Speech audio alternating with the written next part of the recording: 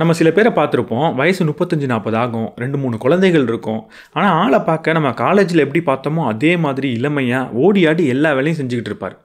அவங்க வயசுல இருக்கிற மத்தவங்கள பார்த்தா, தொப்பை பெருசா போட்டிருக்கும், முடிலாம் கொட்டி போயிருக்கும், முகத்துல இருக்கிற தோல்லாம் சுருங்கியிருக்கும், உடம்புல ஏகப்பட்ட வியாதி இருக்கும். எப்படி இவன் மட்டும் எப்பவுமே இளமையா இருக்கான்? அப்படின்னு நம்ம யோசிச்சுக்கிட்டே இருப்போம். இந்த கேள்விக்கான பதிலை எலிசபெத் பிளாக்பர்ன் அப்படின்றவங்க கண்டுபிடிச்சாங்க. அந்த பதிலுக்கு அவங்களுக்கு 2009 நோபல் பரிசும் கிடச்சிது. அவங்க என்ன சொல்கிறாங்க அப்படின்னா, டெலோமேர் அப்படின்னு ஒரு பகுதி இருக்குது நம்ம குரோமோசோமில். அதுதான் நம்மளை இளமையாக வச்சுக்கிறதுக்கும், நம்மளை ஆக்டிவாக வச்சுக்கிறதுக்கும், நம்மளை ஹெல்த்தியாக வச்சுக்கிறதுக்கும் ஒரு முக்கியமான காரணம்.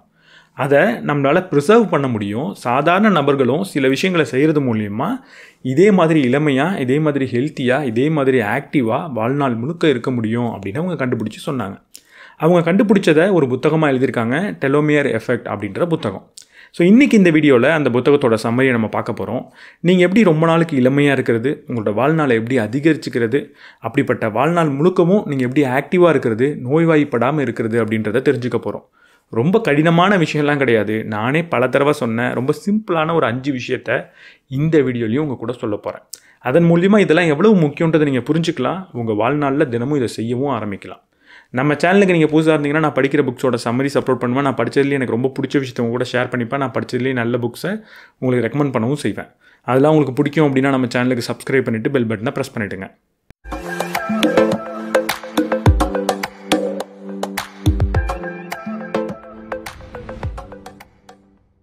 இந்த டெலோமியர் அப்படின்னா என்ன? நம்ம உடம்பு செல் அப்படின்ற சின்ன சின்ன பகுதிகளால் ஆனது. இந்த செல்லுக்கு நடுவில் நியூக்ளியஸ் அப்படின்னு ஒரு பகுதி இருக்கும். அதுக்குள்ளே குரோமோசோம் அப்படின்னு ஒரு விஷயம் இருக்கும். இந்த குரோமோசோம் ஒரு உதாரணத்துக்கு எக்ஸ் ஷேப்பில் இருக்குது அப்படின்னா, இந்த எக்ஸுக்கு 4 கைகள் இருக்குது. இந்த 4 கையிலையும் அந்த கையோட முனையில் ஒரு குப்பி வடிவத்தில் ஒரு விஷயம் இருக்கும். அதுதான் டெலோமியர். இதோட முக்கியமான வேலை என்ன அப்படின்னா, ஒரு செல் 2ஆக பிரிகிறப்போ அங்கே டிஎன்ஏ லாஸ் பெருசாக இல்லாமல் பார்த்துக்கிறது. நம்ம நிறைய டாக்ஸினுக்கு எக்ஸ்போஸ் ஆகிறோம், ரொம்ப இன்ஜுரிஸ் நமக்கு நடக்குது, நோய் வருது, நமக்கு ஏஜிங்கும் ஆகுது. அப்போ இந்த செல் தொடர்ந்து இறந்துக்கிட்டே தான் இருக்கும். இப்படி செல் இறந்தாலுமே நம்ம ஹெல்த்தியாக இருக்கிறதுக்கு முக்கியமான காரணம் என்ன அப்படின்னா, இந்த செல் இறக்கிறதுக்கு முன்னாடி இன்னும் நிறைய செல்லை ரீப்ரொடியூஸ் பண்ணி வச்சுட்டு போயிருக்கு அப்படின்ற ஒரே காரணம் தான். ஒரு செல் எப்படி ரீப்ரொடியூஸ் பண்ணும் அப்படின்னா, அதுக்குள்ளே இருக்கிற குரோமோசோமை இன்னொரு காப்பி எடுக்கும். அந்த காப்பி எடுத்ததுக்கப்புறம் அந்த செல் 2 செல்லாக பிரியும். இப்படி ஒரு செல் 2ஆக பிரிகிறது தான் மைட்டோசிஸ் அப்படின்னு சொல்லுவாங்க. இந்த மைட்டோசிஸ் நமக்கு ரொம்ப அவசியமான ஒரு விஷயம். ஆனால் இந்த மைட்டோசிஸ் நடக்கிறப்போ ஒரு சின்ன பிரச்சனை நடக்கும். அது என்னென்னா, நம்ம குரோமோசோமில் இருக்கிற டிஎன்ஏ ஒரு குறுகிய அளவில் லாஸ் ஆகும் இந்த ப்ராசஸில். இந்த லாஸ் எந்த அளவுக்கு இருக்கும் அப்படின்னா, நம்மளோட டெலோமியர் எந்த அளவுக்கு ஸ்ட்ராங்காக இருக்கோ அந்த அளவுக்கு இந்த லாஸ்ன்றது கம்மியாக இருக்கும். இப்போ இந்த டெலோமியர் கொஞ்சம் கொஞ்சமாக வீக் ஆகுது அப்படின்னு வச்சுப்போம். அப்படி வீக் ஆனதுன்னா என்ன நடக்கும்னா, நம்மளோட டிஎன்ஏ லாஸ் அதிகமாகிட்டே போகும். இந்த டிஎன்ஏ லாஸ் அதிகமாகிட்டே போனதுன்னா ஒரு கட்டத்தில் இந்த செல் சன்னேசன்ஸ் அப்படின்ற ஒரு ஸ்டேட்டுக்கு போகும். இந்த சன்னேசன்ஸ் அப்படின்ற ஸ்டேட்டில் என்ன நடக்கும் அப்படின்னா, இந்த செல்லால் அதற்கப்புறம் 2 செல்லாக பிரிஞ்சு போக முடியாது. அப்போ இந்த செல் தனியாகவே இருக்க ஆரம்பிக்கும். இதுதான் நம்ம ஏஜிங் அப்படின்னு சொல்கிறோம். இந்த சன்னேசன்ஸ் ஸ்டேட்டில் போன செல் நமக்கு அதிகமாக இருக்குது அப்படின்னா, நமக்கு நிறைய ஏஜிங் ரிலேட்டட் பிரச்சனை வர ஆரம்பிக்கும். இந்த சன்னேசன்ஸ் செல்ஸ்லாம் தனக்கு ஏதோ ஒரு பிரச்சனை இருக்குது அப்படின்ற சிக்னலை தொடர்ந்து கொடுத்துக்கிட்டே இருக்கும். அதனால் நம்ம உடம்புல இருக்கிற இம்யூனிட்டியே அந்த செல் கூட ஃபைட் பண்ண ஆரம்பிச்சுக்கிட்டே இருக்கும். இப்படி ஃபைட் பண்ணுறதுனால நிறைய இன்ஃப்ளமேஷன் அப்படின்றது வரும், ஆர்த்தரைட்டிஸ் மாதிரியான நோய்கள் வரும், ஏஜ் ரிலேட்டட் டிசீஸ் நிறைய வரும். அதனால தான் நமக்கு மூட்டு வலி வருது, நம்மளால் நடக்க முடியறது இல்லை, ரொம்ப ஃப்ராஜைலாக ரொம்ப வீக்காக உணர்கிறோம் ஏஜ் ஆக ஆக. இந்த சன்னேசன்ஸ் செல்ஸை அதிகப்படுத்தாமல் இருக்கணும் அப்படின்னா நம்மளோட டெலோமியரை ஒழுங்காக ப்ரொடெக்ட் பண்ண கற்றுக்கணும். இந்த டெலோமியர் வீக் ஆகிறதுக்கு என்ன காரணம்? இதுக்கு நிறைய காரணங்கள் இருக்குது. வெளியில் இருக்கிற பொல்யூஷன்ஸாக இருக்கலாம், இல்லை நமக்கே ஏதோ ஒரு இன்ஜுரி வந்திருக்கலாம், நமக்கு ஏதோ ஒரு மென்டல் ஹெல்த் டிஸார்டர் இருக்கலாம். இது எல்லாத்த விட ரொம்ப ரொம்ப முக்கியமான ஒரு காரணம் இருக்குது. அதுதான் ஸ்ட்ரெஸ். இந்த குரோனிக் ஸ்ட்ரெஸ், எப்போவுமே ஏதோ ஒரு ஸ்ட்ரெஸ்லேயே இருக்கிறது தான் இந்த டெலோமியர் வீக் ஆகிறதுக்கு ரொம்ப ரொம்ப முக்கியமான காரணம். இந்த குரோனிக் ஸ்ட்ரெஸ் தான் நம்ம சீக்கிரமாக ஏஜ் ஆகிறதுக்கான ரொம்ப ரொம்ப முக்கியமான காரணம். இது ஏன் நடக்குதுன்னு இந்த ஆத்தர் சொல்கிறாங்க அப்படின்னா, நம்ம எப்போ ஸ்ட்ரெஸ்டாக இருக்கோமோ அப்போ நம்ம உடம்பு ஃபைட் ஆர் ஃப்ளைட் மோடுக்கு போயிடும். இந்த பிரச்சனையிலேருந்து ஒன்று தப்பிச்சு ஓடு இல்லை சண்டை போடு அப்படின்ற மோட்லேயே நம்ம உடம்பு இருக்கும். அப்படி இருக்கிறப்போ நம்மளோட பிபி அதிகமாகும், ஹார்ட் பீட் அதிகமாகும், ஸ்ட்ரெஸ்ஸை மேனேஜ் பண்ணக்கூடிய ஸ்ட்ரெஸ் ஹார்மோன்ஸ், கார்டிசால்ஸ்லாம் அதிகமாக வர ஆரம்பிக்கும். இதெல்லாம் உடம்புல சுரக்கிறப்போ நம்ம உடம்பு கொஞ்சம் ஸ்ட்ரெயின் ஆக ஆரம்பிக்கும். எப்போ உடம்பு ஸ்ட்ரெயின் ஆகுதோ அப்போ செல் டிவிஷன் அப்படின்றது இன்னும் வேகமாக நடக்க ஆரம்பிக்கும். செல் டிவிஷன் வேகமாக நடந்தால் டிஎன்ஏ லாஸும் டெலோமேரும் வீக் ஆகிட்டே போகும். இந்த ஸ்ட்ரெஸ் நமக்கு நிறைய பிரச்சனைகளை கொடுக்கும்னு நமக்கு முன்னாடியே தெரிஞ்சது தான். நமக்கு ஹார்ட் ரிலேட்டட் பிரச்சனை கொடுக்கும், டைஜஷன் ரிலேட்டட் பிரச்சனை கொடுக்கும், தூக்கத்தில் பிரச்சனை கொடுக்கும், சிந்தனையில் பிரச்சனை கொடுக்கும், தலைவலி உடல்வலி மாதிரியான விஷயங்களை நமக்கு கொடுத்துக்கிட்டு இருக்கோம்னு நமக்கு தெரியும். ஆனால் இது எல்லாத்த விட ரொம்ப ரொம்ப ஷாக்கிங்காக இருந்தது இவங்க இதை கண்டுபிடிச்சி சொல்கிறப்போ. ஸ்ட்ரெஸ்ஸுன்றது இந்த மாதிரி சின்ன பிரச்சனைகளை தாண்டி ரொம்ப ரொம்ப முக்கியமாக நம்மளோட குரோமோசோமில் இருக்கிற டெலோமியரோட லென்த்தை குறைக்குதுன்றதை கண்டுபிடிச்சப்போ எல்லாருமே கிட்டத்தட்ட ரொம்ப ஆச்சரியப்பட்டு போனாங்க. இந்த ஆத்தர் இந்த ஸ்ட்ரெஸ்ஸை பற்றி இன்னும் அதிகமாக ரிசர்ச் பண்ணணும் அப்படின்னு நினைக்கிறாங்க. அப்போ இவங்க புரிஞ்சுக்கிட்ட ஒரு விஷயம் என்னென்னா, நமக்கு வரக்கூடிய ஸ்ட்ரெஸ்ஸில் பெரும்பான்மையான ஸ்ட்ரெஸ் நம்மளால் அதை தடுக்க முடியும், நம்மளால் கண்ட்ரோல் பண்ண முடியும் அப்படின்ற மாதிரியான ஸ்ட்ரெஸ்ஸாக தான் இருக்குது. முக்கியமாக சில ஸ்ட்ரெஸ் இது தேவையே இல்லை அப்படின்னு இருக்குது, அதை நம்ம வாலண்டியராக நமக்கு மேலேயே நம்ம கொடுத்துக்கிறோம். அப்படி 2 முக்கியமான வகையில் நம்மளை நாமளே ஸ்ட்ரெஸ்ஃபுல்லாக ஆக்கிக்கிறோம். அதில் முதல் வகை என்னென்னா, நெகட்டிவாக திங்க் பண்ணிக்கிட்டே இருக்கிறது. நம்ம நெகட்டிவாக யோசிச்சுக்கிட்டு இருந்தோம் அப்படின்னா நம்மளோட மூளை ஃபைட் அண்ட் ஃப்ளைட் ரெஸ்பான்ஸ்குள்ளே தான் போகும், ஸ்ட்ரெஸ்க்குள்ளே தான் போகும். இந்த நெகட்டிவாக திங்க் பண்ணுறதுல சில காமனான டைப் ஆஃப் திங்கிங் இருக்குது. இந்த டைப் ஆஃப் திங்கிங்கில் நீங்கள் ஏதாவது ஒரு விஷயத்தை யோசிச்சுக்கிட்டு இருக்கீங்க அப்படின்னா கண்டிப்பாக அதுலேருந்து நீங்கள் வெளியே வரணும். ஏன்னா நீங்கள் இன்டென்ஷனலாக உங்களோட டெலோமேரை வீக் ஆக்கிட்டு இருக்கீங்க அப்படின்னு அர்த்தம். அதில் முதல் டைப் என்னென்னா பெசிமிசம். எது நடந்தாலுமே இது தப்பாக தான் போய் முடியுமோ, இதோட ஒஸ்ட்டு இப்படி தான் இருக்குமோ, இதுதான் நடக்குமோ அப்படின்னு நெகட்டிவாகவே யோசிச்சுக்கிட்டு இருக்கிறது. இந்த பெசிமிசம் நமக்கு ஆக்சுவலாக ஹெல்ப் பண்ணக்கூடிய ஒரு விஷயந்தான். நான் ஏதோ ஒரு செயலை செய்கிறேன், இது இவ்வளவு மோசமாக போய் முடிஞ்சிடும் அப்படின்றத நான் முன்னாடியே யோசிச்சேன்னா அதுக்கு நான் தயார்படுத்திப்பேன். அட்லீஸ்ட் அது நடக்காமல் இருக்கிறதுக்கு என்ன செய்யணும் அப்படின்லாம் யோசிப்பேன். இந்த வகையில் இது நமக்கு ஹெல்ப்ஃபுல்லாக இருந்தாலும் இந்த பெசிமிசம் என்ன செய்யுது அப்படின்னா நம்மளை எப்போவுமே அந்த நெகட்டிவான சிந்தனையிலேயே வச்சுருக்கு. அது ஃபைட் அண்ட் ஃப்ளைட் ரெஸ்பான்ஸ்லேயே நம்மளை வச்சுக்குது, நம்மளை ரொம்ப ஸ்ட்ரெஸ்ஃபுல்லாக ஆகுது. அப்படி ஸ்ட்ரெஸ்ஃபுல்லாக இருக்கிறதுனால நம்மளோட டெலோமியர் வீக் ஆகிட்டே போகுது. அடுத்த டைப் ருமினேஷன். அதாவது என்றைக்கோ ஏதோ ஒரு தவறான விஷயத்தை செஞ்சுருப்போம், அதை எல்லாருமே மறந்துருப்பாங்க, ஆனால் அதை நம்ம திரும்ப திரும்ப யோசித்து நம்மளே கில்ட்டாக ஃபீல் பண்ணிக்கிட்டே இருக்கிறது. அடுத்தது கவலைப்பட்டுக்கிட்டே இருக்கிறது. சோகமாக இருக்கிறதுக்கும் கவலைப்படுறதுக்கும் ஒரு பெரிய வித்தியாசம் இருக்குது.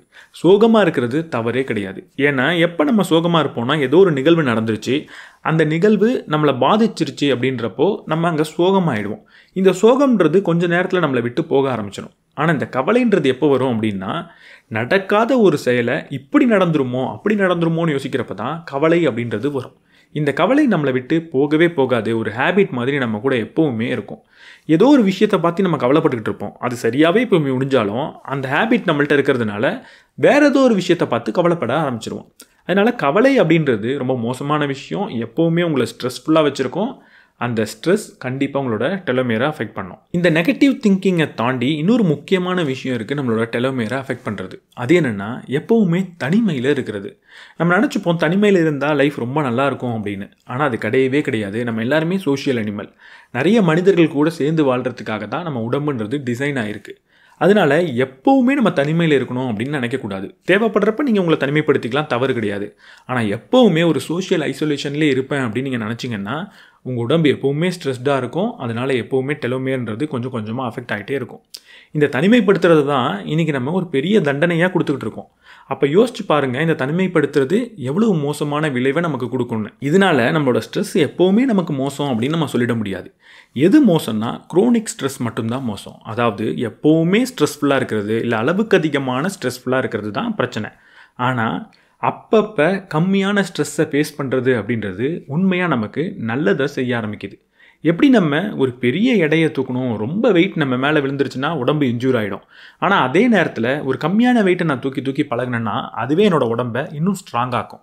அதே மாதிரி தான் ஸ்ட்ரெஸ் கம்மியான நேரத்தில் கம்மியான அளவில் அப்பப்போ வந்துட்டு போனதுன்னா அது ஸ்ட்ரெஸ் ரிலேட்டட் ஹார்மோனை நம்ம மேனேஜ் பண்ணுறதை இன்னும் எஃபெக்டிவாக மாற்றுது. ஸ்ட்ரெஸ் ரிலேட்டட் ஹார்மோனை உடம்பு மேனேஜ் பண்ண கற்றுக்குச்சு அப்படின்னா அது இம்யூனிட்டியை பெட்டராகுது, நம்மளோட ஹெல்த்தை பெட்டராகுது. இது கடைசியாக என்ன பண்ணுது அப்படின்னா அதே டெலோமியரை இன்னும் ஸ்ட்ராங்காக ஆக்குது. அதனால நீங்கள் ஸ்ட்ரெஸ்ஸை கம்ப்ளீட்டாக அவாய்ட் பண்ணணும் அப்படின்னு நினைக்கவே கூடாது. ஒரு குரோனிக் ஸ்ட்ரெஸ்ஸில் இருக்கீங்க இல்லை ரொம்ப அளவுக்கு அதிகமான ஸ்ட்ரெஸ் உங்களுக்கு இருக்குது அப்படின்னா அதை கண்டிப்பாக நீங்கள் அவாய்ட் பண்ணணும். ஆனால் அதே நேரத்தில் சின்ன சின்ன வேலைகளை செய்கிறது மூலிமா வரக்கூடிய சின்ன சின்ன ஸ்ட்ரெஸ்ஸை, உங்கள் ஆஃபீஸில் இருக்கிற சின்ன சின்ன ஸ்ட்ரெஸ்ஸை நீங்கள் கட்டாயம் எடுத்துக்கணும். ஏன்னா அதுதான் உங்களோட டெலோமியரை ஸ்ட்ராங் ஆக்கும். நம்ம செல்லை பொறுத்த வரைக்கும் ஹேஃப்லிக் லிமிட் அப்படின்னு ஒன்று இருக்குது. இந்த ஹேஃப்லிக் லிமிட் என்ன சொல்லுது அப்படின்னா, ஒரு செல் தன்னைத்தானே 50 தடவை தான் 2ஆக பிரிச்சுக்க முடியும். இந்த மைட்டோசிஸ் அப்படின்றது ஒரு செல்லுக்கு 50 தடவை தான் நடக்க முடியும் அப்படின்றத இந்த ஹேஃப்லிக் லிமிட் அப்படின்றது சொல்லுது. ஆனால் இந்த ஆத்தர் அதில் பண்ண ரிசர்ச் மூலியமாக என்ன சொல்கிறாங்க அப்படின்னா, நம்ம உடம்புல டெலாமரேஸ் அப்படின்ற ஒரு என்சைம் இருக்குது. அந்த என்சைம் என்ன பண்ணும் அப்படின்னா, இந்த குரோமோசோமில் இருக்கக்கூடிய டெலோமியரை திரும்ப திரும்ப ரீபில்ட் பண்ணிக்கிட்டே இருக்கும் அப்படின்னு சொல்கிறாங்க. அப்படி ரீபில்ட் பண்ணுது அப்படின்னா இந்த ஹேஃப்லிக் லிமிட்டை தாண்டியும் ஒரு செல்லால் செல் டிவிஷனை பண்ண முடியும், மைட்டோசிஸை பண்ண முடியும். ஆனால் இங்கே இருக்கிற இன்னொரு பிரச்சனை என்னென்னா, நம்ம உடம்புல இருக்கிற எல்லா பகுதி மாதிரி தான் இந்த டெலாமரேஸும் ஏஜ் ஆக ஆக அதோட திறனை குறைச்சிக்கிட்டே போகும். அப்போ ஆட்டோமேட்டிக்காக என்னாகும், வயசாக ஆக இந்த ஹேஃப்லிக் லிமிட்டுக்குள்ளேயே நம்மளோட செல் டிவிஷன் அப்படின்றது முடிஞ்சு போயிடும். அப்போ இந்த டெலோமரேஸ் அப்படின்ற ஹார்மோனை உடம்புல ஒழுங்காக பார்த்துக்கிட்டோம் அப்படின்னா ஏஜிங் ரிலேட்டட் பிரச்சனையிலேருந்து நம்மளால் தப்பிக்க முடியும். நிறைய ரிசர்ச்சர் என்ன பண்ணுறாங்க அப்படின்னா, இந்த டெலோமரேஸ் அப்படின்ற என்சைமை உடம்புல ஆர்டிஃபிஷியலாக எப்படி கொண்டு வருது அப்படின்னு யோசிச்சுக்கிட்டு இருக்காங்க. ஆனால் இந்த ஆத்தர் என்ன சொல்கிறாங்கன்னா, ஆர்டிஃபிஷியலாக நீங்கள் டெலோமரேஸை உடம்புல இன்ஜெக்ட் பண்ணால் அது செல் டிவிஷனை ரொம்ப அளவுக்கு அதிகமாக ஆக்கிடும். எப்போ செல் டிவிஷன் அளவுக்கு அதிகமாக கட்டுப்பாடை தாண்டி போகுதோ அதை தான் நம்ம கேன்சர் அப்படின்னு சொல்கிறோம். அப்போ இந்த ஆத்தர் நமக்கு என்ன சஜஸ்ட் பண்ணுறாங்கன்னா, இந்த டெலாமரேஸை நேச்சுரலாக எப்படி உடம்புல அதிகப்படுத்தணும் அப்படின்னு தான் நம்ம கவனிக்கணும். நேச்சுரலாக அதிகப்படுத்த முடியுமா அப்படின்னு கேட்டால் கண்டிப்பாக முடியும். சிம்பிளான 5 லைஃப் ஸ்டைல் சேஞ்சஸை நம்ம வாழ்க்கையில் கொண்டு வந்தோம் அப்படின்னா இந்த டெலாமரேஸ் அப்படின்ற என்சைமை நம்ம நல்ல உடம்புல பார்த்துக்க முடியும். டெலாமரேஸை பூஸ்ட் பண்ணக்கூடிய முதல் விஷயம் என்னென்னா, ரெகுலராக எக்ஸசைஸ் பண்ணுறது தான். இதை நான் பல வீடியோவில் சொல்லியிருக்கேன், இருந்தாலும் திரும்ப சொல்கிறேன். எப்போ நீங்கள் ஒழுங்காக எக்ஸசைஸ் பண்ணுறீங்களோ அப்போ உங்களுக்கு டயபெட்டிஸ் வரதுக்கான சான்ஸ் குறையும், கார்டியோவாஸ்குலர் டிசீஸ் வரதுக்கான சான்ஸ் குறையும், ஏஜிங் ரிலேட்டட் எந்த டிசீஸ் இருந்தாலும் அது வரதுக்கான வாய்ப்புன்றது குறையும். இதுக்கு நீங்கள் எந்த மாதிரி எக்ஸசைஸ் பண்ணணும்? இந்த ஆத்தரும் என்ன ரெக்கமெண்ட் பண்ணுறாங்க அப்படின்னா, ஹை இன்டென்சிட்டி இன்டர்வல் ட்ரைனிங். அதாவது ஒரு 5 நிமிடத்துக்கு ரொம்ப வேகமான எக்ஸசைஸை பண்ணணும், அடுத்து 1 நிமிஷம் ரெஸ்ட், திரும்ப 5 நிமிஷம் எக்ஸசைஸ், திரும்ப 1 நிமிஷம் ரெஸ்ட். இப்படி 5 வாட்டி நீங்கள் ரிப்பீட் பண்ணிங்கன்னா அதுக்கு பேர் high intensity interval training. So நீங்கள் எவ்வளவு ரிப்பீட்டேஷன் பண்ண போகிறீங்க, எவ்வளவு நிமிஷம் ஒர்க் அவுட் பண்ண போகிறீங்க, எவ்வளவு நிமிஷம் ரெஸ்ட் எடுக்க போகிறீங்க அப்படின்றதெல்லாம் உங்களோட ஃபிட்னஸ் லெவலுக்கு ஏற்ற மாதிரி மாறிக்கிட்டே இருக்கும். இந்த ஹிட் ட்ரைனிங்கை நான் எதில் பண்ணுறது அப்படின்னு நிறைய பேர் கமெண்ட்டில் கேட்டிருக்கீங்க. நான் ஆல்ரெடி ஒரு ஆப் உங்களுக்கு ரெக்கமெண்ட் பண்ணியிருந்தேன், அதுதான் அதிதாஸ் ட்ரைனிங் அப்படின்ற ஆப். இப்போ என்ன பிரச்சனைனா, அந்த ட்ரைனிங் அப்படின்ற ஆப்பை அதிதாஸ் டிஸ்கண்டினியூ பண்ணிட்டாங்க. ஸோ இப்போ நான் யூஸ் பண்ணிகிட்டு இருக்க ஆப்போட பேர் ஃப்ரீலெட்டிக்ஸ். ஸோ இந்த ஆப் ரொம்ப நல்லாயிருக்கு. இது நான் பெய்டு ப்ரமோஷன் கிடையாது. இந்த ஆப் நீங்கள் ட்ரை பண்ணி பார்க்கலாம். இல்லைனா ஹிட் ட்ரைனிங்கான நிறைய ஆப்ஸ் இருக்குது ஆப் ஸ்டோரில், நீங்கள் அதுலேருந்து ஏதாவது ஒன்றத்தை டவுன்லோட் பண்ணிக்கலாம். நான் யூஸ் பண்ணுறது ஃப்ரீலெட்டிக்ஸ். இது இயர்லி சப்ஸ்கிரிப்ஷன் அரௌண்ட் 1500 வந்தது. பட் ரொம்ப ரொம்ப யூஸ்ஃபுல்லான ஆப். இந்த எக்ஸசைஸ் பற்றி பண்ண ஸ்டடீஸ்லாம் என்ன சொல்கிறாங்க அப்படின்னா, இப்போ நான் திடீர்னு எக்ஸசைஸ் பண்ணணும்னு ஒரு முடிவு எடுக்கிறேன், அதாவது இந்த வாரத்துலேருந்து வாரத்துக்கு 4 நாள் நான் ஒர்க் அவுட்ஸ் பண்ண போகிறேன் அப்படின்னு முடிவெடுத்துட்டேன் அப்படின்னா, இப்போ என்னோடய ஹெல்த் கண்டிஷன் படி நான் என்றைக்கு இறந்து போவேன் அப்படின்னு இருக்கோ அன்றைக்கி இறந்து போகிறதுக்கான வாய்ப்பு மினிமம் 33% குறையுது. அதாவது என்னோடய வாழ்நாள் கண்டிப்பாக அதிகரிக்கும் அப்படின்னு அதுலேருந்து நீங்கள் சிம்பிளாக புரிஞ்சுக்கலாம். ரெண்டாவது, இந்த எக்ஸசைஸ் இந்த ஏஜில் மட்டும்தான் பெனிஃபிட் கொடுக்கும் அப்படின்றது கிடையவே கிடையாது. உங்களுக்கு என்ன வயசானாலுமே அப்போ நீங்கள் எக்ஸசைஸ் பண்ணணும்னு முடிவெடுத்தீங்கன்னா இந்த எக்ஸசைஸோட பெனிஃபிட்ன்றது உங்களுக்கு கண்டிப்பாக வரும். ஸோ எனக்கு வயசாயிருச்சு, நான் இதுக்கப்புறம் எக்ஸசைஸ் பண்ணி என்ன பண்ண போகிறேன்னு கேட்குறவங்களுக்கு தான் இது. மூணாவது, ரொம்ப யூஸ்ஃபுல்லான ஒரு விஷயம், இந்த ஹை இன்டென்சிட்டி இன்டர்வல் ட்ரைனிங் மட்டும்தான் நீங்கள் பண்ணணும்னு கிடையவே கிடையாது. இந்த ஹை இன்டென்சிட்டி இன்டர்வல் ட்ரைனிங் உங்களுக்கு என்ன ஹெல்ப் பண்ணும் அப்படின்னா, குறுகிய நேரத்தில் நீங்கள் எக்ஸசைஸை முடிக்கலாம். ஒரு உதாரணத்துக்கு, இப்போ நான் 30 minutes high intensity interval training பண்ணுறேன் அப்படின்னா, நீங்கள் மேபி ஏஜ்டாக இருக்கலாம், உங்களால் இவ்வளவு வேகமான எக்ஸசைஸ்லாம் பண்ண முடியாது, அது உங்களுக்கு இன்ஜுரியை தான் கொடுக்கும். அப்போ நீங்கள் என்ன பண்ணணும் அப்படின்னா, ஏஜ் ஆயிடுச்சு அப்படின்னா இந்த அரை மணி நேரத்துக்கு பதிலாக நீங்கள் 1 மணி நேரம் மைல்டான எக்ஸசைஸ் பண்ணலாம், வாக்கிங் போகலாம். ஸோ ரொம்ப சிம்பிளான விஷயம் என்னென்னா, நீங்கள் எங்கே இருக்கீங்க, உடம்புல எந்த ஒரு இன்ஜுரியும் இல்லை அப்படின்னா high intensity interval training, weight lifting plus ஸ்ட்ரெச்சஸை நீங்கள் ஃபாலோ பண்ணணும். நீங்கள் ரொம்ப ஓல்டாக இருக்கீங்க அப்படின்னா நீங்கள் வாக்கிங், ஜாக்கிங், யோகா இந்த 3 விஷயத்தை உங்களோட எக்ஸசைஸ் ரெஜிமேல ஆட் பண்ணிக்கணும். அடுத்தது ஒழுங்கான ஈட்டிங் ஹேபிட். நம்மளோட ஏஜிங்க்கு ரொம்ப முக்கியமான ஒரு விஷயம் நம்மளோட மெட்டபாலிசம் தான். மெட்டபாலிசம்னா என்ன? நம்ம சாப்பிட்ற சாப்பாட்டை எப்படி உடம்பு எனர்ஜியாக மாற்றி ஒரு வேலை செய்யுது அப்படின்றது தான் மெட்டபாலிசம். இந்த மெட்டபாலிக் ஹெல்த் எப்போ டேமேஜ் ஆகுதோ அப்போ தான் உங்களுக்கு ஏஜிங் ரிலேட்டட் டிசீஸ்ன்றது நிறைய வர ஆரம்பிக்கும். இந்த மெட்டபாலிசத்தில் ஒரு ப்ராப்ளம் இருக்குன்றதை நீங்கள் எப்படி கண்டுபிடிக்கலாம்? உங்களுக்கு பெல்லி ஃபேட் அதிகமாக இருக்குது அப்படின்னாலோ, பிபி அதிகமாக இருக்குது அப்படின்னாலோ, இல்லை கொலஸ்ட்ரால் லெவல் அதிகமாக இருக்குது அப்படின்னாலோ இந்த மெட்டபாலிசமில் ப்ராப்ளம் ஆரம்பிக்குது அப்படின்றத நீங்கள் புரிஞ்சுக்கலாம். இந்த மெட்டபாலிக் ஹெல்த்தை நம்ம சரி செய்யணும் அப்படின்னா முதல்ல நம்ம செய்ய வேண்டிய முக்கியமான விஷயம் சுகர் அப்படின்ற ஒரு விஷயத்தை ரொம்ப கம்மியாக சாப்பிடணும். ஏன்னா இந்த சுகர் தான் இன்சுலின் ரெசிஸ்டன்ஸ் அப்படின்ற ஒரு விஷயத்தை நம்ம உடம்புக்கு கொடுக்கும். இன்சுலின் ரெசிஸ்டன்ஸ்னால் என்ன? நம்ம செல் நம்ம சாப்பிட்ற சாப்பாட்டை எனர்ஜியாக மாற்றிக்கிட்டு இருக்கோம். இது எனர்ஜியாக மாற்றணுன்னா நம்ம சாப்பிட்ற சாப்பாட்டோட இன்சுலின் அப்படின்ற ஒரு ஹார்மோன் இருக்கணும். ஆனால் நம்ம அளவுக்கு அதிகமாக சாப்பிட்டுக்கிட்டே இருக்கோம், ரொம்ப சுகர் சாப்பிட்டுக்கிட்டே இருக்கோம் அப்படின்னா உடம்பு அதுக்கேற்ற மாதிரி நிறைய இன்சுலினை கொடுக்கும். ஆனால் செல்லால் அவ்வளவு இன்சுலினை பேர்ன் பண்ண முடியாது, அவ்வளவு சுகரை. அதனால் அந்த இன்சுலின் இருந்தாலுமே சுகர் இதுக்கப்புறம் உள்ளே எடுத்துக்க மாட்டேன் அப்படின்ற ஒரு ரெசிஸ்டன்ஸை உருவாக்கும். இதுக்கு பேர் தான் இன்சுலின் ரெசிஸ்டன்ஸ். இது ஃபார்ம் ஆகிடுச்சு அப்படின்னா நம்ம எவ்வளவு சாப்பிட்டாலும் எல்லாத்தையும் நம்ம உடம்பு எனர்ஜியாக மாற்றாது, அதுக்கு பதிலாக ஃபேட்டாக ஸ்டோர் பண்ண ஆரம்பிச்சிடும். எப்போ ஃபேட்டாக ஸ்டோர் பண்ணுதோ அப்போ other health related, other ageing related health issues வர ஆரம்பிக்கும். ஆனால் நம்ம பண்ணக்கூடிய முக்கியமான தவறு என்னென்னா, இப்படி உடம்புல நிறைய ஃபேட் ஸ்டோர் ஆனதுக்கப்புறம் அந்த ஃபேட்டை லாஸ் பண்ண போகிறேன் அப்படின்றதுக்காக ஒரு 6 மாதம் 1 வருஷத்துக்கு ஹெவி டயட்டில் இருக்கிறோம். அதுதான் ரொம்ப பெரிய தவறு. நீங்கள் ஜஸ்ட் ஒரு 6 மாதத்துக்கு உங்களோட ஃபுட் ஹேபிட்டை ரொம்ப டிராஸ்டிக்கலாக மாற்றி ஃபேட்டை லாஸ் பண்ணால் மட்டும் பத்தாது உங்களோட மெட்டபாலிசம் இம்ப்ரூவ் ஆகிறதுக்கு. அதுக்கு நீங்கள் என்ன பண்ணணுன்னா லைஃப் லாங் ஒரு லைஃப் ஸ்டைல் சேஞ்சஸை கொண்டு வந்தாகணும். சாப்பிட்றத இதுக்கப்புறம் நான் இப்படி தான் சாப்பிடுவேன்னு லைஃப் லாங் ஃபாலோ பண்ணுமே தவிர ஜஸ்ட் ஒரு 6 மாதத்துக்கு நான் ஃபாலோ பண்ணுவேன் அப்படின்னு நினைக்கக்கூடாது. ஸோ அப்போ லைஃப் லாங் நம்ம எப்படி சாப்பிட்ணும்? ரொம்ப ஸ்ட்ரிக்டாக இருக்கணுன்ற அவசியம் கிடையாது, ஆனால் ஹெல்த்தியான ஃபுட்டாக இருக்கணும். ஸோ நிறைய காய்கறியும் நிறைய பழங்களும் நம்ம சாப்பிட்ணும். அதுக்கடுத்து ஒரு மீடியமான அளவில் மீட்டோ ப்ரோட்டீன் அண்ட் ஃபேட் தரக்கூடிய நல்ல கொழுப்புகளை தரக்கூடிய உணவை சாப்பிட்ணும். ரொம்ப கம்மியான அளவில் இந்த கார்போஹைட்ரேட் தரக்கூடிய நம்ம ஒரு ரைஸ் வீட் மாதிரியான ஐட்டத்தை கொஞ்சம் கம்மியாக நம்ம சாப்பிட்ணும். இப்படி நம்ம சாப்பிட்டு வந்தாலே லைஃப் லாங் நம்மளோட மெட்டபாலிசம் அப்படின்றது ஹெல்த்தியாக இருக்கும். அது ஹெல்த்தியாக இருந்தால் ஏஜிங் ரிலேட்டட் டிசீஸ்லேருந்து நீங்கள் ஈஸியாக தப்பிக்கலாம். அடுத்தது ஒழுங்கான தூக்கம். எப்போ நீங்கள் ஒழுங்காக நைட் தூங்கலையோ அப்போ கண்டிப்பாக உங்களோட டெலோமியரோட லென்த்துன்றது ஷார்ட்டாக தான் இருக்கும் அப்படின்னு இவங்க சொல்கிறாங்க. இவங்க ஒரு ஸ்டடி பண்ணியிருக்காங்க. சாதாரண நபர்கள், அதாவது இரவு ஒழுங்காக தூங்கக்கூடிய நபர்கள், இன்சோம்னியா இருக்கக்கூடிய சில நபர்கள், இவங்க 2 பேரையும் கம்பேர் பண்ணி பார்க்குறப்போ ஒழுங்காக தூங்குறவங்களுடைய டெலோமியரோட லென்த்துன்றது அதிகமாக இருந்து தான் எல்லா கண்டிஷன்லேயுமே. அப்போ தூக்கம்ன்ற ஒரே ஒரு ஃபேக்டர் மட்டுமே உங்களோட டெலோமியரை ரொம்ப ஸ்ட்ராங்காக வச்சுக்கும். நான் ஆல்ரெடி சொன்ன மாதிரி ஸ்ட்ரெஸ் அப்படின்றது தான் உங்களோட டெலோமியரை ரொம்ப அதிகமாக டேமேஜ் பண்ணுது. இந்த ஸ்ட்ரெஸ் எப்போ வரும் அப்படின்னா, நீங்கள் ஒழுங்காக தூங்கலைன்னா இந்த ஸ்ட்ரெஸ் ரிலேட்டட் ஹார்மோன்ஸ் அதிகமாக சுரக்க ஆரம்பிக்கும். இந்த ஸ்ட்ரெஸ் அதிகமானதுக்கப்புறம் நைட்டு திரும்ப தூக்கமும் ஒழுங்காக வராது. இப்படி எப்போ நீங்கள் ஒழுங்காக தூங்கலையோ ஸ்ட்ரெஸ் அதிகமாகும். ஸ்ட்ரெஸ் அதிகமானதுனால திரும்பவும் ஒழுங்காக தூங்க மாட்டீங்க. இந்த சைக்கிள் ரிப்பீட் ஆகி ரொம்ப அளவுக்கு அதிகமான ஸ்ட்ரெஸ்ன்றது உங்களுக்கு வரும். உங்களோட டெலோமியரும் ரொம்ப அளவுக்கு அதிகமாக டேமேஜ் ஆக ஆரம்பிக்கும். இந்த ஆத்தர் என்ன ரெக்கமெண்ட் பண்ணுறாங்க அப்படின்னா, குறைஞ்சது ஒவ்வொரு நாள் இரவும் 7 மணி நேரம் நீங்கள் தூங்கி ஆகணும். எவ்வளவு நேரம் தூங்குறீங்கன்றதை தாண்டி அந்த ஸ்லீப் எவ்வளவு குவாலிட்டியாக இருக்குன்றதும் ரொம்ப முக்கியம். அதனால் நிறைய டிஸ்டர்பன்ஸ் இல்லாத ஒரு ரூமில் தூங்கணும். ஸோ எப்படி நம்மளோட தூக்கத்தை குவாலிட்டியாக வச்சுக்கிறது? தூங்கும்போது ரூமில் எந்த லைட்டும் இல்லாமல் இருட்டாக வச்சுக்கிறது ஒரு விஷயம். ரூமில் எந்த ஒரு எலக்ட்ரானிக்ஸும் இல்லாமல் பார்த்துக்கிறது நல்லது. ஏன்னா எலக்ட்ரானிக்ஸ் இருந்தால் அடிக்கடி நோட்டிஃபிகேஷன் வரும், அதை எடுத்து பார்ப்பீங்க. தூங்குறதுக்கு முன்னாடி எலக்ட்ரானிக்ஸ் பயன்படுத்தாமல் ஸ்க்ரீன் பார்க்காம இருக்கிறது நல்லது. தூங்குறதுக்கு கொஞ்சம் நேரத்துக்கு முன்னாடி, அட்லீஸ்ட் 4 மணி நேரத்துக்கு முன்னாடி நம்ம ஒரு காஃபி குடிக்காமல் இருக்கிறது நல்லது. தூங்குறதுக்கு 4 மணி நேரத்துக்கு முன்னாடி நம்ம சாப்பிட்ருக்கணும். தூங்குறதுக்கு கொஞ்சம் நேரத்துக்கு முன்னாடி அளவுக்கு அதிகமாக நம்ம சாப்பிடக்கூடாது, ஸ்நாக்ஸ் சாப்பிடக்கூடாது. வேணும்னா தூங்குறதுக்கு முன்னாடி நீங்கள் புத்தகம் படிச்சிருக்கலாம். அதை விட ரொம்ப முக்கியமாக ஒரே நேரத்தில் தூங்கி ஒரே நேரத்தில் எந்திரிக்கிற ஒரு ரிச்சுவல்ஸை, ஒரு பெட் டைமை நீங்கள் ஃபாலோ பண்ணணும். இதை நீங்கள் பண்ணாலே உங்களோட குவாலிட்டி ஆஃப் ஸ்லீப்ன்றது ரொம்ப நல்லாயிருக்கும். குவாலிட்டி ஆஃப் ஸ்லீப் நல்லா இருக்கிறப்போ நீங்கள் ஒரு 7 மணி நேரம் தூங்குனீங்கன்னா அதுவே போதுமானது உங்களோட டெலோமியரை ஹெல்த்தியாக வச்சுக்கிறதுக்கு. அடுத்தது நம்மளோட டெலோமரைஸை பூஸ்ட் பண்ணக்கூடிய விஷயம் ஒரு நல்ல என்விரான்மெண்ட்டில் நம்ம இருக்கிறது. ரொம்ப பொல்யூஷன் இல்லாத ஒரு என்விரான்மெண்ட்டில் வாழ்கிறது. வீட்டுக்குள்ளே அதிகமாக பொல்யூஷன் இருக்குதுன்னு நம்ம நோட் பண்ணால் ஒரு ஏர் ஃபில்டர் யூஸ் பண்ணுறது, நம்ம யூஸ் பண்ணுற ப்ராடக்ட் எல்லாத்தையுமே கொஞ்சம் க்ரீனாக யூஸ் பண்ணுறது, ஒவ்வொரு ப்ராடக்ட் நம்ம வாங்கினாலும் அந்த ப்ராடக்ட்டில் டாக்ஸின்ஸ் இருக்கா அப்படின்றத படித்து பார்க்குறது.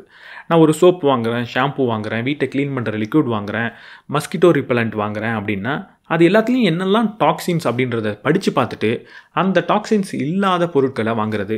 இல்லை ரொம்ப சிம்பிளாக நேச்சுரல் ப்ராடக்ட்ஸை நீங்கள் எல்லாத்துக்குமே யூஸ் பண்ணலாம், இல்லை ஹெர்பல் ப்ராடக்ட்ஸை வாங்கலாம். அதெல்லாம் உங்களுக்கு டாக்ஸின்ஸை கொடுக்காது. ரொம்ப ரொம்ப முக்கியமாக பிளாஸ்டிக் பொருளை அதிகமாக பயன்படுத்தாமல் இருக்கிறது. பிளாஸ்டிக்கில் தான் நான் டீ காஃபி குடிப்பேன், பிளாஸ்டிக்கில் வச்சு தான் நான் சாப்பாடு சாப்பிடுவேன் அப்படின்னு இல்லாமல் முடிஞ்ச அளவுக்கு இந்த பிளாஸ்டிக் ப்ராடக்ட்ஸை அவாய்ட் பண்ணுறது. ரொம்ப தவிர்க்க முடியாத சூழலில் மட்டும் பிளாஸ்டிக்கை பயன்படுத்தணும். அந்த பிளாஸ்டிக்கும் பிபிஏ ஃப்ரீயாக இருக்கணும். உங்கள் வீட்டுக்குள்ளே நீங்கள் செடிகள் வளர்க்கலாம், வீட்டை சுற்றி நீங்கள் மரங்கள் வளர்க்கலாம். இதெல்லாம் பொல்யூஷனை கம்மி பண்ணும், அது டெலோமியரை டேமேஜ் பண்ணாமல் பார்த்துக்கும். ஸோ ரொம்ப சிம்பிளாக சொல்லணுன்னா நீங்கள் பயன்படுத்துகிற ஒவ்வொரு ப்ராடக்ட் நீங்கள் இருக்கிற இடத்த நேச்சுரலாக வச்சுக்கணும். டாக்ஸின்ஸ் அதிகமாக இல்லாமல், கெமிக்கல்ஸ் அதிகமாக இல்லாமல் பார்த்துக்கணும். கடைசியாக ஒரு பாசிட்டிவ் திங்கிங், ஆப்டிமிசமை நம்ம கூட எப்போவுமே வச்சுக்கணும். நெகட்டிவாக நம்ம எப்போ யோசிக்கிறோமோ, எப்போவுமே பெசிமிஸ்டிக்காக யோசிச்சுக்கிட்டே இருக்கோமோ அப்போ நம்ம ரொம்ப ஸ்ட்ரெஸ்ஃபுல்லாகிறோம். ஸ்ட்ரெஸ் ஆனோம் அப்படின்னா அந்த டெலோமியர் அப்படின்றது டேமேஜ் ஆகும். அப்போ நம்ம என்ன செய்யணும் அப்படின்னா நம்மளோட எண்ணங்களை பாசிட்டிவாக வச்சுக்கணும், ஆப்டிமிஸ்டிக்காக வச்சுக்கணும். ஸோ நெகட்டிவாக யோசிக்கவே கூடாது அப்படின்னு நீங்கள் நினைக்கக்கூடாது. நெகட்டிவாக யோசிக்கிறதுன்றது லைஃபுக்கு முக்கியம்தான். எப்போ இது எப்படி நெகட்டிவாக போய் முடியும்னு நான் யோசிக்கிறேனோ அப்போ தான் அங்கேருந்து என்னென்னா காப்பாற்றிக்கிறேன், அதுக்கு நான் தயார்படுத்திக்கிறேன். ஆனால் இங்கே என்ன பிரச்சனைனா நெகட்டிவாக யோசித்து அதை பற்றி எப்போவுமே கவலைப்பட்டுக்கிட்டே இருக்கிறது தான். ஒரு லிமிட்டை தாண்டி நான் நெகட்டிவாக யோசிக்கிறப்ப தான் அது பிரச்சனையாக போய் முடியுது. ஸோ ஆப்டிமிசம் அப்படின்னாலே என்னென்னா நெகட்டிவாக யோசிக்கிறத அக்னாலஜ் பண்ணி அதுக்கு மேலே நான் எப்படி க்ரோ ஆகலாம் அப்படின்னு யோசிக்கிறது தான். பாசிட்டிவ் திங்கிங் அப்படின்னா நெகட்டிவ் திங்கிங் இருக்கலாம்னு புரிஞ்சுக்கிட்டு அதை நம்ம கொஞ்சம் ஏற்றுக்கிட்டு அதுக்கப்புறம் அதற்கு மேலே நம்ம எப்படி க்ரோ ஆகணும் அப்படின்னு யோசிக்கிறது தானே தவிர நெகட்டிவ் திங்கிங்கை டோட்டலாக அவாய்ட் பண்ணுறது கிடையாது. ஏன்னா நெகட்டிவ் திங்கிங்கிறது தவிர்க்க முடியாத ஒரு விஷயம். அப்போ நெகட்டிவ் திங்கிங் வரப்பெல்லாம் இது எனக்கு வரவே கூடாதுன்னு புஷ் பண்ணால் அதுவே ஒரு பெரிய ஸ்ட்ரெஸ்ஸாக இருக்கும். நிறைய வயதான நபர்களை பார்த்துருப்போம். யாரெல்லாம் வயதானாலும் ரொம்ப யங்காக இருப்பாங்க அப்படின்னா யாரெல்லாம் ரொம்ப இன்னசென்ட்டாக ரொம்ப பாசிட்டிவாக திங்க் பண்ணி ரொம்ப லைஃப்பை என்ஜாய் பண்ணுறாங்களோ அவங்கெல்லாம் யங்காக இருக்கிற மாதிரியே நமக்கு தெரிவாங்க. அதுக்கு முக்கியமான காரணம் அவங்க எப்போவுமே ஆப்டிமிசமாக இருக்கிறது தான். ஸோ நெகட்டிவ் திங்கிங்கை நீங்கள் அவாய்ட் பண்ணுன்ற அவசியம் கிடையாது. நெகட்டிவான சிந்தனை நமக்கு வந்ததுன்னா அது பிரச்சனை இல்லைன்னு புரிஞ்சுக்கோங்க. அது வந்ததுக்கப்புறம் இந்த சுச்சுவேஷன் எப்படி நம்ம பாசிட்டிவாக மாற்றலாம் அப்படின்னு யோசிச்சு பாருங்கள். என்னதான் இருந்தாலும் ஒரு கட்டத்தில் நம்ம லைஃப் பாசிட்டிவாக மாறிடும் அப்படின்ற ஒரு சின்ன நம்பிக்கையை உள்ளே வச்சுக்கோங்க, அது போகிறோம். ஸோ இந்த 5 விஷயம் தான் உங்களை இளமையாக வச்சுக்க போகுது. ஒழுங்கான எக்ஸசைஸ், ஒழுங்கான சாப்பாடு, ஒழுங்கான தூக்கம், ஒரு நல்ல என்விரான்மெண்ட்டில் வாழ்க்கை, கடைசியாக ஒரு நல்ல சிந்தனையும் கூட வச்சுக்கணும். ஸோ இந்த வீடியோ பற்றி நீங்கள் என்ன நினைக்கிறீங்கன்றதை கமெண்ட் செக்ஷனில் சொல்லுங்கள். இந்த வீடியோ உங்களுக்கு பிடிச்சிருந்ததுன்னா லைக் பண்ணிவிட்டு உங்கள் நண்பர்களோட ஷேர் பண்ணுங்கள். நம்ம சேனலுக்கு நீங்கள் புதுசாக இருந்தீங்கன்னா சப்ஸ்கிரைப் பண்ணிவிட்டு பெல் பட்டனை ப்ரெஸ் பண்ணிவிடுங்க.